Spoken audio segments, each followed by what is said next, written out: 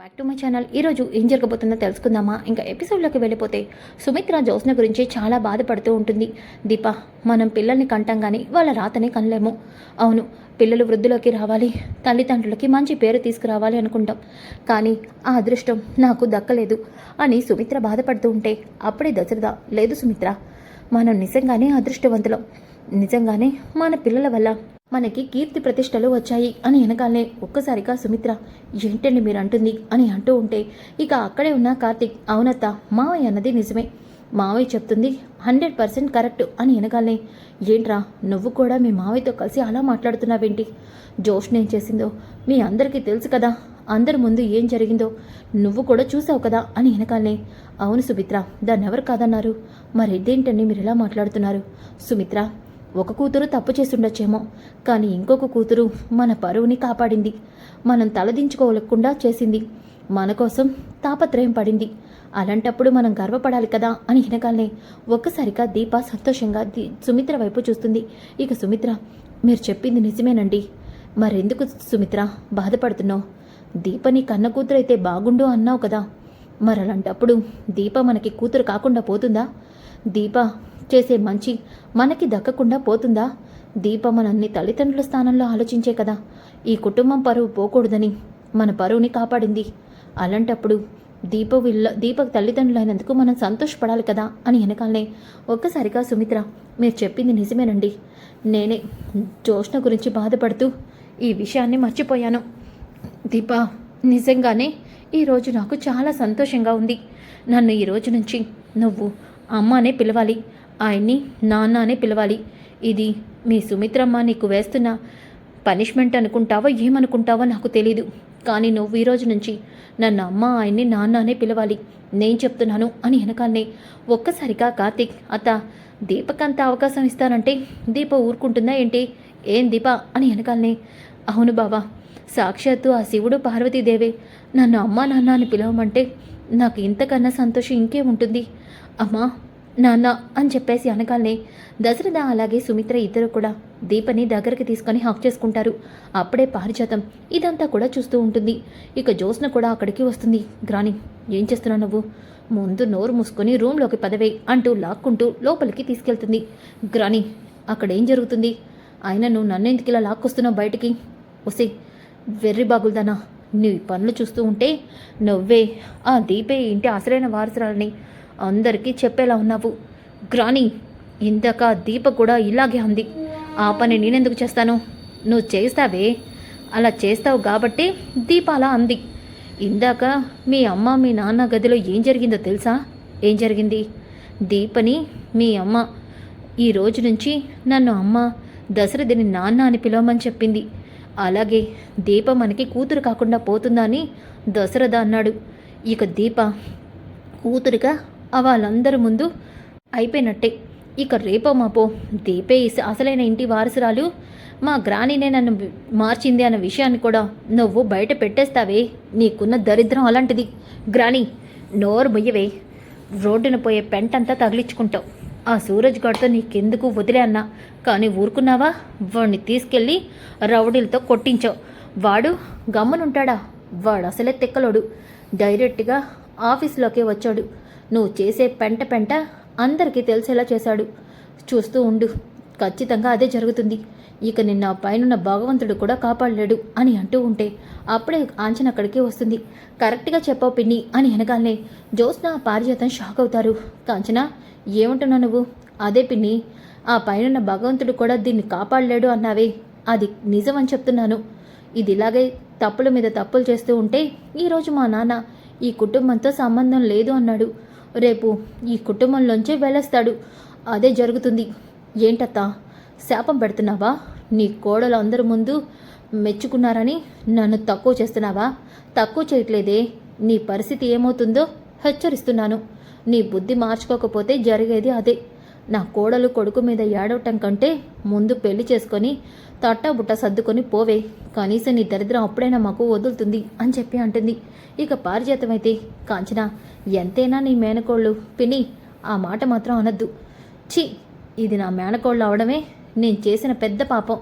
నాకు ఒక్కొక్కసారి అనిపిస్తుంది, నిజంగా ఇది మా అన్నయ్య కూతురైనా నా మేనకోళ్ళైనా ఖచ్చితంగా హాస్పిటల్లో ఏదో జరిగి పిల్లలు మారిపోవడమే ఏదో జరిగింది. లేకపోతే దీనిలాంటి బుద్ధున్నది నా మేనకోళ్ళు ఎలా అవుతుంది? కనీసం మా నాన్నకు కానీ, మా వదినకి కానీ, మా అన్నయ్యకి కానీ ఎవ్వరికి దీనిలాంటి బుద్ధి లేదు. దీనిది శూర్పణఖ బుద్ధి అని వినగానే పారిజాతం షాక్ అయిపోతుంది. జ్యోత్స్న కూడా షాక్ అవుతుంది. కాంచనకి అనుమానం వచ్చినట్టే ఇంట్లో వాళ్ళకు కూడా రేపో మాపో జ్యోత్స్న గురించి అనుమానం వస్తుంది అని చెప్పేసి పారిజాతం, అది కాదు కాంచన, నువ్వు వెనకేసుకు రావద్దు పిన్ని. దీనిలాంటి దానికి ఇలా అప్పుడప్పుడు 4 తగిలిస్తేనే బుద్ధొస్తుంది. లేకపోతే గాడిదని వదిలినట్టు ఇది చెలరేగిపోద్ది అని చెప్పేసి అంటూ ఉంటే, ఇక జ్యోత్స్న, మీ అందరికీ నేను పిచ్చిదాల్లా కనిపిస్తున్నాను, కానీ నేనంటే ఏంటో తెలిసే రోజు అందరికీ వస్తుంది అంటూ కోపంగా అక్కడి నుంచి వెళ్ళిపోతుంది. ఇక పారిజాతం, కాంచన, దాన్నేమనమాకు, అది అసలే అందరూ తిట్టారని బాధలా ఉంది పిన్ని. దాన్ని నువ్వు వెనకేసుకురావద్దు, దానికి అప్పుడప్పుడు ఇలాంటి చీవాట్లు తగలాలి అని అంటుంది. ఇక ఉదయం అవుతుంది. ఉదయమైన తర్వాత సూరజ్ అలాగే దీప ఇక ఆఫీస్కి అయితే వస్తారు. ఇక ఇంతలోకి సీట్లో జ్యోత్స్న కనిపించదు. జ్యోత్స్న ఇంటి రాలేదు అని చెప్పేసి దీప అలాగే సూరజ్ అనుకుంటారు. ఏమో నిన్న జరిగిన దానికి జ్యోత్స్న ఆఫీస్కి రావడం మానేసిందా అని చెప్పేసి అనుకుంటూ ఉంటే, ఇంతలోకి అప్పుడే జ్యోత్స్న ఆఫీస్కి వస్తుంది. ఇక ఆఫీస్కి రాగానే సైలెంట్గా కూర్చొని తన వర్క్ తను చేసుకుంటూ ఉంటుంది. ఇక సూరజ్ జ్యోత్స్న వైపు చూస్తాడు. వెంటనే జ్యోత్స్నకి నిన్న సూరజ్ తనకి ఐ లవ్ యూ అని చెప్పాడు కదా, ఆ మాట గుర్తుకు వస్తుంది. ఇక సూరజ్ జ్యోత్స్నకి కన్ను కొడతాడు. దాంతో ఒక్కసారిగా జ్యోత్స్న, ఒరేయ్ నీకుందిరా, నాతోనే పెట్టుకుంటావా? ఈ భూమి మీద నీకు నూకలు చెల్లే రోజు దగ్గర పడిందిరా, అందుకే నువ్విలా చేస్తున్నావు. చూస్తూ ఉండు, సాయంత్రం కల్లా నీ డెడ్ బాడీ నా కళ్ళ ముందు ఉంటుంది అని చెప్పి జ్యోత్స్న మనసులో అనుకుంటుంది. ఇంకా ఒక పక్కన శివనారాయణ మీటింగ్ కండక్ట్ చేస్తాడు. దాంతో అందరూ కూడా హాల్లోకి వెళ్తారు. ఇక జ్యోత్స్న, తాతేంటి ఇంత సడన్గా మీటింగ్ పెట్టాడు, కొంప తీసి దీపని సీఈఓగా చేస్తున్నానని చెప్పేస్తాడా అని అనుకుంటూ ఉంటే, ఇక అక్కడున్న దీప అయితే అలాగే కూర్చొని ఉంటుంది. ఇక శివనారాయణని బోర్డు మెంబర్స్ అందరూ, సార్ ఇంత సడన్గా రాత్రి మీరు మెయిల్ పెట్టి మీటింగ్ అన్నారు, ఏమైంది సార్? కంపెనీ సీఈఓ ఎవరో మీరు డిసైడ్ అయ్యారా? దానికోసమే ఇంత సడన్గా మీటింగ్ అటెండ్ చేశారా అని వెనకాలనే ఇక శివనారాయణ, అలాంటి ముఖ్యమైన విషయమే మీ అందరికీ చెప్దామని ఈరోజు ఈ మీటింగ్ కండక్ట్ చేశాను అని వెనకాలనే ఒక్కసారిగా అక్కడున్న అందరూ కూడా, అవునా సార్, అంటే కొత్త సీఈఓగా జ్యోత్స్నని మీరు ప్రపోజ్ చేస్తున్నారా అని వెనకాలనే, అదేంటి ఇంకా పోటీ జరగనే లేదు, దీపగారు సీఈఓ అవుతారని మేమందరం నమ్ముతున్నాం అని వేరే వాళ్ళు అంటూ ఉంటారు. ఇక శివనారాయణ, ఒక్క నిమిషం మీరందరూ సైలెంట్గా ఉంటారా? ఈ మీటింగ్ ఎందుకు కండక్ట్ చేశానో నేను చెప్తాను. ఈ మీటింగ్ ఎందుకు కండక్ట్ చేశానంటే, ఇప్పటి వరకు ఈ శివనారాయణ ఈ సంస్థలన్నిటికీ చైర్మను, అలాగే వీటన్నిటికీ మీరు బోర్డు మెంబర్సు, కానీ 51% షేర్సు మావే.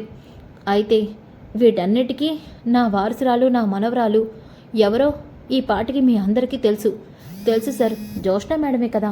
కానీ అవును సార్, జ్యోత్స్న గారే కదా ఈ సంస్థలన్నిటికీ వారసురాలు అని వెనకాలే తాత నా పేరుని చెప్పడానికి పిలిచింది అని జ్యోత్స్న హ్యాపీగా ఫీల్ అవుతూ ఉంటే, లేదు మీరందరూ అలా అనుకుంటారనే నేను ఒక విషయం చెప్దామని వచ్చాను. చూడండి, సంస్థకి కావాల్సింది ఏకాగ్రతంగా పనిచేసేవాళ్ళు, సమర్థవంతమైన సీఈఓ. అందుకే ఈ సంస్థలన్నిటికీ ఎప్పటికైనా నా మనవరాలే వారసురాలు అవుతుంది అనుకున్నాను, కానీ అది నిజం కాదు. ఈ పోటీలో ఎవరైతే సీఈఓ అవుతారో వాళ్ళే ఈ సంస్థలన్నిటికీ చైర్మన్ కూడా అవుతారు. సార్ మీరేమంటున్నారు సార్? అవును, అది త్వరలోనే మీకు తెలియబోతుంది. అలాగే ఇంకొక విషయం, జ్యోత్స్నకి మీరు ఎలా అయితే ఈ సంస్థలో నా మనవరాలుగా గౌరవం ఇస్తున్నారో, ఇప్పటి నుంచి దీప కూడా నా మనవరాలే. తనకెంత గౌరవాన్ని ఇస్తున్నారో దీపక్ కూడా ఈ రోజు నుంచి మీరు అందరూ అంతే గౌరవాన్ని ఇవ్వాలి. అలాగే అందరూ కూడా తనని నాలాగే చూడాలి అని వెనకాలనే దశరథ చాలా సంతోషపడతాడు. నాన్న, దీపే నీ అసలైన మనవరాలు నాన్న, నువ్వు చాలా మంచి నిర్ణయం తీసుకున్నావు అని చెప్పేసి మనసులో చాలా సంతోషపడతాడు. ఇక మీటింగ్ కంప్లీట్ అయింది, మీ పని మీరు చూసుకోవచ్చు అని వెనకాలనే బోర్డు మెంబర్స్ అందరూ వెళ్ళిపోతారు. ఇక జ్యోత్స్న, తాత నిన్న జరిగిన దాని గురించి ఇప్పుడు ఆఫ్టర్ ఆల్ పని మనిషి అయిన దీపని నువ్వు నీ మనవరాలని అందరి ముందు చెప్పు నన్ను ఇన్సల్ట్ చేయడం కరెక్టా? షటప్! ఎవరు చెప్పారు నీకు దీప పని మనిషి అని? దీప నా మనవడ భార్య, అంటే నా మనవరాలు. చూడు, ఈరోజు నుంచి నీకొక విషయాన్ని నేను చెప్పాను, నువ్వు నాకు ఏ రకమైన సంబంధం లేని మనిషివి అని, నా కుటుంబంతో నీకు ఎటువంటి సంబంధం లేదని. ఎలా నువ్వు నన్ను తాత అని పిలుస్తావు? చూడమ్మా దీప, ఈ రోజు నుంచి నువ్వు నన్ను పెద్దయ్య గారు కాదు, తాత అని పిలవాలి, గుర్తుపెట్టుకో అని వెనకాలనే సరే తాత అని అంటుంది. దాంతో జ్యోత్స్న, దీపా నన్నందరి ముందు ఫోన్లు చేసిందే కాక ఆఫీసులో కూడా మా తాత ముందు నన్ను ఫోన్లు చేసావు. నిన్ను వదలను. ఇది నంతటికి కారణం ఆ సూరజ్ కాడే. వాడిని మాత్రం వదిలిపెట్టను అని చెప్పేసి అనుకుంటుంది. ఇంకా ఒక పక్కన జ్యోత్స్న కోపంగా అక్కడి నుంచి వెళ్ళిపోతుంది. ఇక దశరథ, అమ్మ దీప, నాన్న, నాకు చాలా సంతోషంగా ఉందమ్మా. నీకు దక్కాల్సిన స్థానం నీకు దక్కుతుంది. ఒరే కార్తీక్, ఇదంతా నీ వల్లేరా. ఆ రోజు నువ్వు దీప పేరు సీఈఓగా చెప్పకమనకపోతే ఈరోజు ఇదంతా జరిగేదే కాదు. మావయ్య, కాలమే అన్నీ నిర్ణయిస్తుంది. చూస్తూ ఉండు, త్వరలోనే దీపే తాత అసలైన వారసురాలు మనవరాలనే విషయం కూడా తెలుస్తుంది. చూస్తూ ఉండుతా మావయ్య అని అంటాడు. దాంతో దశరథ, నేను దానికోసమే ఎదురు చూస్తున్నానురా అని చెప్పేసి అంటాడు. ఇంకా ఒక పక్కన సూరజ్ అలాగే దీప ఇద్దరం కూడా రెస్టారెంట్కి వెళ్దాం దీప గారు, అక్కడ మనం రెస్టారెంట్లో చేయాల్సిన చాలా పనులున్నాయి అని చెప్పి ఇద్దరు కూడా రెస్టారెంట్కి బయలుదేరుతారు. ఇంకా ఒక పక్కన జ్యోత్స్న, వెళ్ళరా వెళ్ళు, ఈరోజు నీకు అయిపోయింది అని చెప్పేసి జ్యోత్స్న ఇక రౌడీలకి కాల్ చేస్తుంది. ఇంతలోకి కార్తీక్ జ్యోత్స్న దగ్గరికి వస్తాడు. ఇక జ్యోత్స్న, హలో చెప్పండి మేడం, మీకు చెప్పాను కదా వాణ్ణి పైకి పంపించమని. మేడం, వాడి కోసమే వెయిట్ చేస్తున్నాము. వెయిట్ చేయడం కాదు, వాడిప్పుడు మైత్రి వనం దగ్గర ఉన్న జ్యోత్స్న రెస్టారెంట్ దగ్గరికి వెళ్తున్నాడు. అక్కడ దీప అలాగే వాడు ఇద్దరు కూడా ఉన్నారు. కుదిరితే దాన్ని కూడా పైకి పంపించండి, ఆ విషయం చెప్పడానికే కాల్ చేశాను అని చెప్పేసి జ్యోత్స్న కాల్ కట్ చేస్తుంది. వెనక ఉన్న కార్తీక్ ఈ మాటల్ని వింటాడు. జ్యోత్స్న, ఇంత పెద్ద కుట్ర చేస్తున్నావా? సూరజ్ చేతికి అసలే గాయమైంది. ఇప్పుడు దీప కూడా కడుపుతో ఉంది. ఎలా అయినా దీపని సూరజ్ని కాపాడాలి. వెంటనే నేను అక్కడికి వెళ్ళాలి అని చెప్పేసి కార్తీక్ గబగబా అక్కడి నుంచి వెళ్ళిపోతాడు. ఇంకా జ్యోత్స్న, ఒరే సూరజ్, దీప ఈ రోజుతో నాకున్న శత్రువులు నాశనం అయిపోయినట్టే అని అనుకుంటూ ఉంటుంది. ఇంకా ఒక పక్కన సూరజ్ అలాగే దీప కారులో మైత్రి వనానికి చేరుకుంటారు. ఇక రెస్టారెంట్ లోపలికి వెళ్తూ ఉంటే ఒక్కసారిగా రౌడీలిద్దరూ కూడా సూరజ్ దగ్గరికి వస్తారు. ఏంట్రా మీరిక్కడున్నారు? ఒరేయ్, ఆ రోజు మా చేతిలోంచి తప్పించుకున్నావు, కానీ ఈరోజు మాత్రం నువ్వు అలాగే నీ పక్కనున్న ఇది ఇద్దరు కూడా తప్పించుకోలేరు. ఏంట్రా పిచ్చి పిచ్చిగా వాగుతున్నారా? సూరజ్, ఎవరు వీరు? చెప్పాను కదా దీప గారు, ఆ రోజు ఈ 2 పిచ్చి కుక్కలు నా మీద పడ్డాయని. ఈ పిచ్చి కుక్కలే, వీళ్ళని పంపించింది జ్యోత్స్నే. అవునా? ఏయ్, ఏంట్రా ఎందుకొచ్చి గొడవ చేస్తున్నారు? చూడు, మేము ఇక్కడికి వచ్చింది గొడవ చేయడానికి కాదు, వీడిని చంపడానికి. వాడితో పాటు నువ్వు కూడా ఉన్నావు కాబట్టి నిన్ను కూడా మా మేడం చంపేసి శాంపుల్ ఇవ్వమంది. అందుకే మిమ్మల్ని ఇద్దరిని లేపడానికి ఇక్కడికి వచ్చాం అని వెనకాలనే. ఒరేయ్, మీరు ఆ రోజు నన్ను వెనక నుంచి కొట్టారు, కానీ ఈరోజు మాత్రం మీరు నన్నేమీ చేయలేర్రా. ఒరేయ్, ఒక చెయ్యి విరిగిన వాడివి నువ్వు మమ్మల్ని ఏం చేస్తావు అని ఆ రౌడీలిద్దరూ కూడా ఇక సూరజ్ని కొడుతూ జోబులోంచి కత్తిని తీస్తూ ఉంటే దీప అక్కడే ఉన్న ఒక పెద్ద కర్రని తీసి వాళ్ళని బాగా కొట్టేస్తూ ఉంటుంది. ఇదేంటిది ఇంత రౌడీలా కొడుతుంది, దీన్ని పట్టుకొండ్రా అని చెప్పేసి ఇక రౌడీ అయితే అక్కడ ఉన్న ఇసుకనైతే దీప కళ్ళల్లో చిమ్ముతాడు. ఒక్కసారిగా దీపకి కళ్ళు కనిపించవు. ఇక సూరజ్, దీప గారు అని అంటూ ఉంటే వెంటనే కత్తి తీసి సూరజ్ని పొడవబోతూ ఉంటాడు రౌడీ. అలా పొడవబోతూ ఉంటే ఒక్కసారిగా కార్తీక్ వచ్చి ఆ రౌడీని కొడతాడు.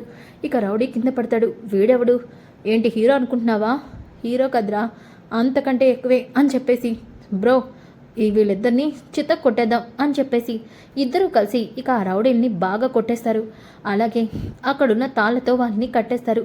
ఇక దీప కళ్ళల్లో ఇసుకబడడంతో కార్తీక్ వాటర్ తీసుకెళ్ళి దీప కళ్ళ మీద చుమ్మి, దీప ఇప్పుడు ఎలా ఉంది? బావా, నాకు బాగానే ఉంది, కానీ సూరజ్ బాగానే ఉన్నాడు. కార్తీక్ బ్రో, ఇప్పుడు ఈ విషయాన్ని మనం ఇంట్లో వాళ్ళకి చెప్పాలి. అవును, చెప్పాలి. జ్యోత్స్నే వీళ్ళని ఇక్కడికి పంపించింది, అలాగే కడుపుతో ఉన్న నా భార్యని కూడా చంపమని చెప్పింది. దానికి సాక్షిని నేనే. ఈరోజు జ్యోత్స్నని పైనున్న దేవుడు కూడా కాపాడలేడు.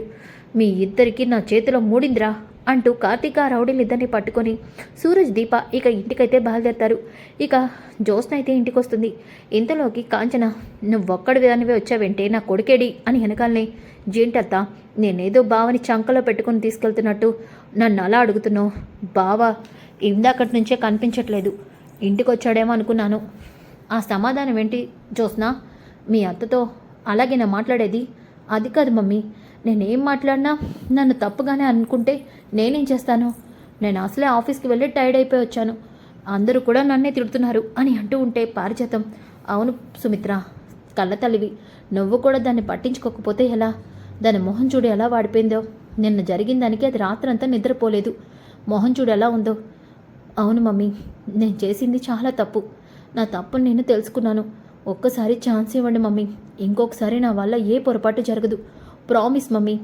తాత, డాడీ, మీ ఇద్దరికి కూడా చెప్తున్నాను, ఇంకొకసారి నా వల్ల ఏ పొరపాటు జరగదు అని అంటూ ఉంటే, జరిగిపోయింది పెద్ద మేడం అని కార్తీక్ అంటాడు. ఒక్కసారిగా అందరూ షాక్ అయి వెనక్కి తిరిగి చూడగానే కార్తీక్ ఆ రౌడీలిద్దరిని కూడా తీసుకొస్తాడు. జ్యోత్స్న వణికిపోతూ పైకి లేస్తుంది. పారిజాతం, ఏంటే, ఏమైంది? ఆ రౌడీలెవరు? గ్రాని, సూరజ్ గారిని కొట్టించింది వీళ్ళతోనే. అలాగే సూరజ్ని చంపమని చెప్పాను, వీళ్ళేంటి బావకు దొరికిపోయారు? ఉసి పెంట మొహందానా, గబ్బు గబ్బు చేసావు కదే. ఇప్పుడు మీ తాత కాళ్ళ మీద పడి ఎలాగోలాగా నిన్ను క్షమించేస్తారని అనుకుంటే ఇక నువ్వు ఎవ్వరికీ కూడా క్షమాపణకు కూడా అర్హురాలివి కాదే. అలా అయిపోయింది పరిస్థితి అని అంటూ ఉంటే జ్యోత్స్నకి చెమటలు పడుతూ ఉంటాయి. శివనారాయణ, ఎవరు వీళ్ళు? రౌడీ వెదవలా ఉన్నారు. అవును తాత, వీళ్ళిద్దరూ రౌడీ వెదవలే. డబ్బులు ఇస్తే ఏదైనా చేస్తారు, మనుషుల్ని కొడతారు, అలాగే మనుషుల ప్రాణాలు కూడా తీస్తారు. అలాంటి వాళ్ళని ఇక్కడికి ఎందుకు తీసుకొచ్చో? అయినా వీళ్ళతో మీకు సంబంధం ఏంటి? మాకు సంబంధం లేదు సార్. ఈ ఇంట్లో ఒక పెద్ద మనిషికి వీళ్ళతో సంబంధం ఉంది, అందుకే ఇక్కడికి తీసుకొచ్చాను. ఏంటి సూరజ్ నువ్వు అంటుంది? వీళ్ళతో ఈ ఇంట్లో వాళ్ళకి సంబంధం ఉందా? ఎవరు? వీళ్ళతో సంబంధం ఉన్న మనిషి ఎవరు? అసలు వీళ్ళిద్దరూ ఎవరు? సార్, ఆ రోజు 2 పిచ్చి కుక్కలు నా మీద పడ్డాయన్నానే, వాళ్ళు వీళ్ళే.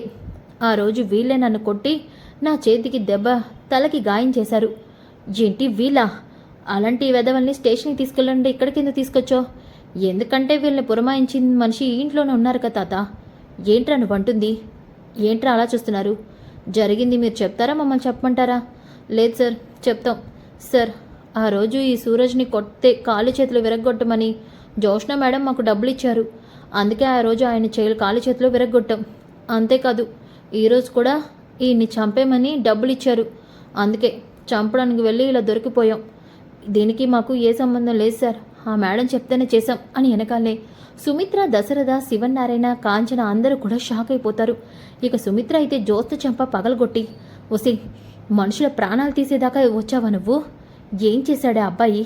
ఎందుకు ఆ అబ్బాయి ప్రాణాలు తీయాలనుకున్నావు చెప్పు అని అంటూ ఉంటే, మమ్మీ అది పారిజాతం, ఇంకా సుమిత్ర, వీధి రౌడీ ఏదో చెప్తే నమ్మేస్తావా? పారు, వీధి రౌడీ చెప్పడం కాదు, జ్యోత్స్న ఫోన్లో మాట్లాడడం నేను విన్నాను. సమయానికి నేను అక్కడికి వెళ్ళాను కాబట్టి సూరజ్కి కానీ దీపక్ కానీ ఏమీ కాలేదు. కానీ నేను నిమిషం లేటుగా వెళ్ళుంటే వీళ్ళ చేతిలో ఉన్న కత్తి సూరజ్ పొట్టలో దిగేది, సూరజ్ ప్రాణాలే పోయేవి. ఇలాంటి ఇది తెలిసి కూడా క్షమించాలా అని వెనకాలనే శివనారాయణ, దశరథ, ఛీ, నిన్ను చూస్తుంటేనే అసహ్యం వేస్తుంది. నీలాంటిదా నా మనవరాలు అనిపిస్తుంది. అసలు నిన్నేం చేయాలో నాకు అర్థం కావట్లేదు. ఏం చేస్తే నీకు బుద్ధి వస్తుందో, ఏం చేస్తే నువ్వు మనిషిగా మారుతావో అర్థం కావట్లేదు. అసలు నిన్ను చూస్తుంటేనే కంపరంగా ఉంది అని అంటూ ఉంటే సుమిత్ర, బాబు, నీ 2 చేతులెత్తి దండం పెడుతున్నాను. నా కూతురు నీ జీవితాన్ని నాశనం చేయాలని చూసింది, ఇప్పుడు కూడా నీ ప్రాణాలు తీయాలని చూసింది. కానీ నా కూతురు తరపున నేను నీకు క్షమాపణ చెప్తున్నాను. చెప్పు బాబు, నువ్వేం చేయమన్నా చేయడానికి మేము సిద్ధంగా ఉన్నాం అని వెనకాలనే దశరథ, శివనారాయణ కూడా, అవును సూరజ్, నువ్వేం అడగనా ఈ కుటుంబం నీకు ఇస్తుంది. నువ్వేం అడగాలనుకుంటున్నావో అడుగు అని వెనకాలనే నేను కోరుకునేది జ్యోత్స్నని మీరందరూ తిట్టడమో లేదంటే జ్యోత్స్నకి మీరు శిక్ష వేయడమో కాదు. నేను కోరుకున్నది జ్యోత్స్నని పెళ్లి చేసుకోవడం. ఏంటి, పెళ్ళా? అవును. ఏ అమ్మాయి ఇప్పటి వరకు నా జోలికి రాలేదు, నన్ను టచ్ కూడా చేయలేదు. అలాంటి జ్యోత్స్న నా చెంప మీద కొట్టింది. ఆ క్షణమే నేను డిసైడ్ అయ్యాను, నన్ను చాకిన ఆ అమ్మాయి మెళ్ళో నేను తాళి కట్టాలి అని. అందుకే జ్యోత్స్నని నిన్ను పెళ్లి చేసుకుందాం అనుకుంటున్నాను. దీనికి బదులుగా జ్యోత్స్నని నాకు పెళ్లి చేయండి, ఇక నాకు ఏ అవసరం లేదు అని వెనకాలనే నెవర్, నిన్ను పెళ్లి చేసుకోను అని వెనకాలనే పారిజాతం, లేదు, నా మనవరాలు నీతో పెళ్లికి ఒప్పుకుంటుంది అని వెనకాలనే గ్రాని, నోరు ముయ్యవే నువ్వు. అవును సుమిత్ర, జ్యోత్స్న వీడితో పెళ్లికి ఒప్పుకుంటుంది, మాకు కూడా ఎటువంటి అభ్యంతరం లేదు. సూరజ్ చదువుకున్నవాడు, అలాగే మంచి బుద్ధున్నవాడు. ఇంతకంటే వెతికినా మేము మంచి సంబంధం తేలేం. కాబట్టి ఈ పెళ్ళికి మాకు కూడా ఎటువంటి ఇబ్బంది లేదు అని అంటారు. ఇక దాంతో ఒక్కసారిగా కార్తీక్, దీప చాలా సంతోషపడతారు. సో ఫ్రెండ్స్, అప్కమింగ్ ఎపిసోడ్ చాలా చాలా ఇంట్రెస్టింగ్గా ఉంటాయి. డోంట్ మిస్ ఈ వీడియో. నచ్చితే లైక్ చేయండి, షేర్ చేయండి. Thanks for watching. Back to my channel. ఈరోజు ఏం జరగబోతుందో తెలుసుకుందామా? ఇంకా ఎపిసోడ్